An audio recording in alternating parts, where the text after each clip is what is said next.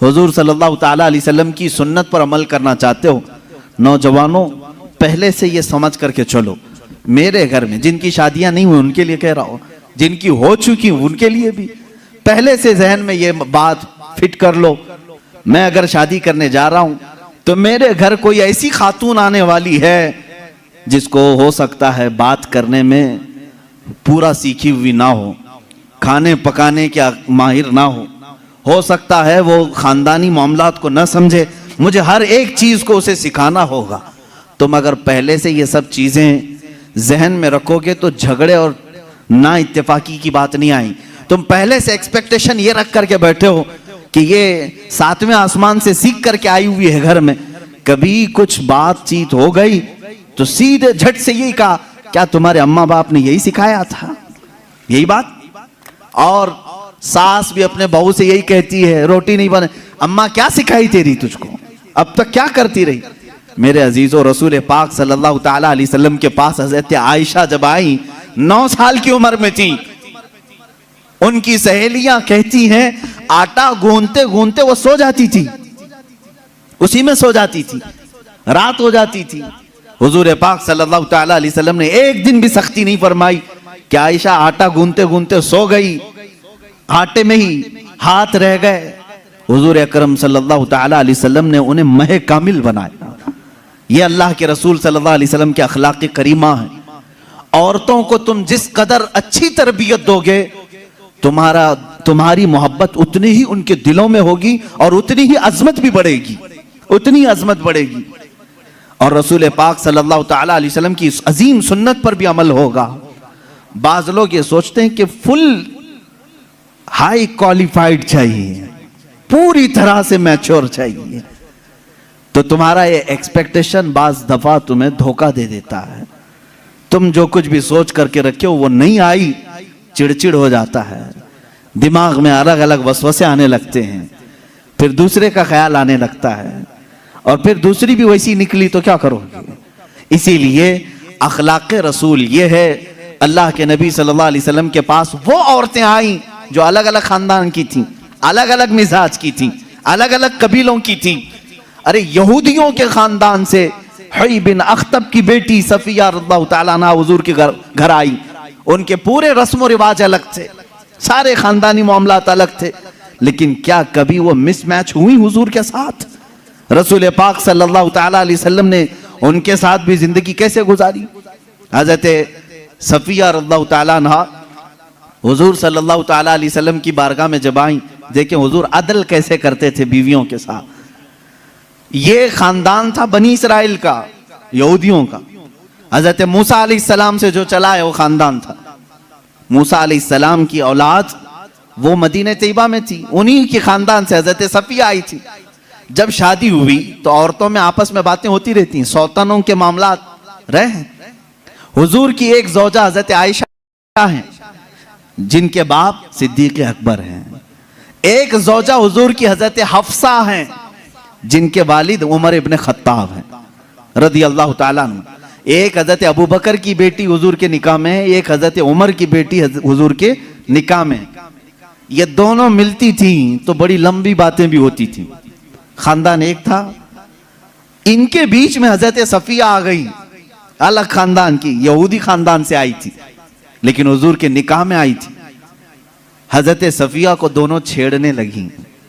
क्या कह करके कहा कि सफिया हुई बिन अख्तब है ना तेरा बाप, यानी यहूदियों के कबीले का सरदार है। हजरत आयशा कहती है मेरे बाप तो सिद्दीक़ अकबर हैं। हजरत हफ्सा कहती है मेरे बाप तो उमर इब्न खत्ताब हैं, जिनकी नेकियां हुजूर ने इस तरह फजीलतें बयान फरमाई। हजरत सफिया के दिल में थोड़ा सा वो लगा कि ये दोनों अपने अपने बाप पर फख्र कर रही। हुजूर पाक के हुजरे में आई, गमगीन थी। अल्लाह के नबी सल्लल्लाहु अलैहि वसल्लम ने पूछा सफिया क्या मामला है? कहा आयशा भी और हफ्सा भी ताना मार रही हैं। कहा क्या कहा उन्होंने? आयशा कहती है मेरे बाप अबू बकर हैं, हफ्सा कहती है मेरे बाप उमर हैं, तेरे बाप तो यहूदी खानदान का सरदार है। हुजूर ने फरमाया जाओ अब जवाब दो आयशा को भी और हफ्सा को भी। हुजूर सिखा रहे हजरत सफिया को। कहा क्या जवाब दूं? कहा जाके कहना मेरे बाप मूसा अलैहिस्सलाम हैं, मेरे चाचा हारून अलैहिस्सलाम हैं और मेरे शोहर मोहम्मद रसूलुल्लाह हैं। वो आई, फख्र के साथ कहा मैं उस खानदान से हूं कि मेरे आबा व अजदाद में मेरे बाप मूसा अलैहिस्सलाम हैं, नबी हैं, और मेरे चाचा हारून अलैहिस्सलाम हैं, और मेरे शोहर का तो क्या कहना, सैयदुल अंबिया है। हजरत आयशा और हजरत हफ्सा ने कहा जरूर ये रसूल पाक ने तुझे सिखाया होगा, ये बात तुझे हुजूर ने बताई होगी। ये घरेलू जिंदगी थी मेरे आका सल्लल्लाहु तआला अलैहि वसल्लम की। कभी इन लोगों, इन औरतों के दरमियान अगर कुछ बातें आ जाए, हुजूर पाक इस तरह से उसे निकालते जैसे मैदे में से आटे को निकाल दिया जाए। कभी तकरार नहीं हो सकी, कभी झगड़े की नौबत नहीं आई। दो बीवियों वाला जानता है कि उसे संभालना कितना मुश्किल होता है। हाँ, एक अजीम जंग में वो उतरा होता है, एक तरफ इंडिया एक तरफ पाकिस्तान, बीच में बॉर्डर में वो खड़ा रहता है। एक हाथ इसके पास, एक हाथ उसके पास, पता नहीं कौन सा टूटे कौन सा बचे। लेकिन अल्लाह के नबी सल्लल्लाहु तआला अलैहि वसल्लम 11 अज़वाज मुतहरात के साथ रहे और सबको बराबर इंसाफ के साथ रखा। कभी किसी खातून से कोई झगड़ा, ये किसी हदीस में नहीं मिलता। हाँ, उनके दरमियान जो बातें होती थी वो तफरीह कल्ब के तौर पर होती, तफरीह कल्ब के तौर पर, दिल को बहलाने के तौर पर। अब आए मैं आपको बताता हूं हुजूर की जिंदगी पाक में जो बीवियों का किरदार है। औरतें भी सुन रही होंगी, उन्हें यह मालूम होना चाहिए अपने शौहर की, यानी एक मर्द की दुनिया में सबसे बड़ी सपोर्टर उसकी बीवी होनी चाहिए। हर चीज में, उसके दुख में, उसके सुख में, उसकी खुशी और गम में, सब में औरत उसकी सपोर्टर बनकर रहे। हुजूर अकरम सल्लल्लाहु तआला अलैहि वसल्लम जब ऐलान नबूवत फरमाए हैं, हजरत खदीजा ईमान लाई, अपने माल से मदद किया, सारी चीजें की। जानते हैं जब हुजूर पाक ने हजरत खदीजा से निकाह किया, आपकी उम्र 25 साल थी, उनकी 40 साल। सैयदा खदीजतुल कुबरा रज़ियल्लाहु तआला अन्हा के साथ हुजूर सल्लल्लाहु अलैहि वसल्लम ने 25 साल गुजारे, 25 साल गुजारे। हुजूर की उम्र पाक 50 साल हो चुकी थी, हजरत खदीजा की उम्र 65 साल की हो चुकी थी।